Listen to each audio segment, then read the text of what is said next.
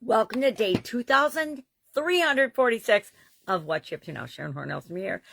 And I like to hop on every day for the most part. I think I've missed a few days in the last 7 years. Not too many, but a few. To discuss what I'm doing originally as I transition from the offline brick and mortar corporate world of businesses to the online world of business.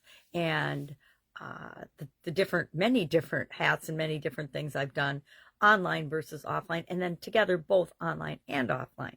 Well, today and every day I've been doing an annual challenge. I guess this is my 7th year. I didn't realize online. I've done annual challenges for most of my life, but I didn't share them with anybody. They were just a personal thing that I did to move my life in the direction I wanted it to go. And about 7 years ago, as part of warming up my voice and getting over my fear of doing videos, I started to share my annual challenge. And this year's annual challenge is the Let's Grow Annual Challenge. We're doing one thing every day to grow in some way, shape, or form. And we're switching gears because it's a brand new month here in the challenge, month of July, as you can tell by the flaggish backdrop.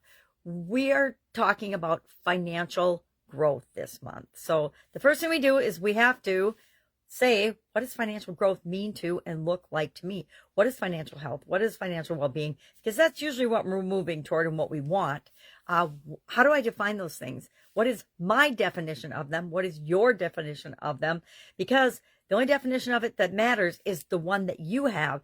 And sometimes we find out, and we will over the next few days as we examine our thoughts, beliefs, core values, etc., with respect to money and financial well-being and financial health.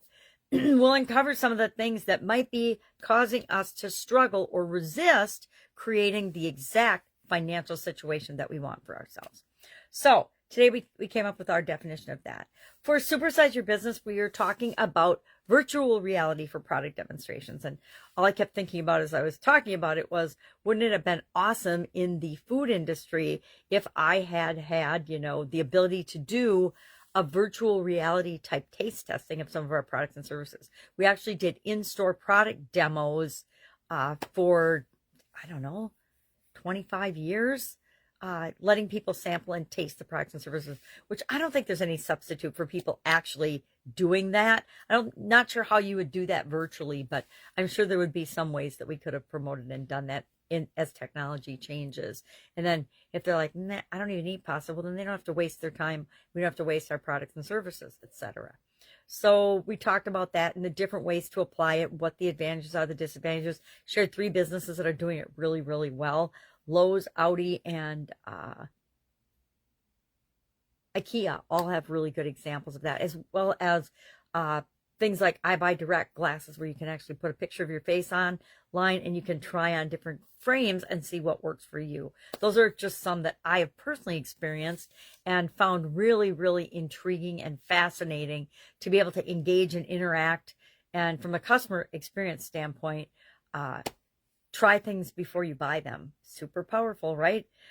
A good car salesman knows that the most important thing you can do, the first thing you want to do, is get somebody behind the wheel of that car that they're looking at, because that allows the car and the product to sell itself. Often we talk way too much about the features and the benefits of different products and services, and we're just shooting in the dark to try to find out, if we don't ask questions first, what's most important to the person. But if you put the person behind the wheel of the car, if you walk the person through the house, if you let them taste your food, and they either decide if it's for them or not really, really quickly. So we talked about that today. 4th of July week here in the United States. I'm hanging out with 2 of my beautiful granddaughters. So I'm going to be busy, busy, busy. Still a little bit on couch potato duty, so we'll figure out how we make that work. But I've got people popping in and checking on us, so we will be absolutely fine. So that my daughter can sell fireworks and her husband can be a lineman, go out and bring electricity to the masses and make the world a better place. That's what we all do, our little bit to make the world a better place. If I can help you in any way, hit me up and ask. If I don't answer immediately, I'm probably changing a diaper. All right, have a great day, and I will, of course, be with you tomorrow.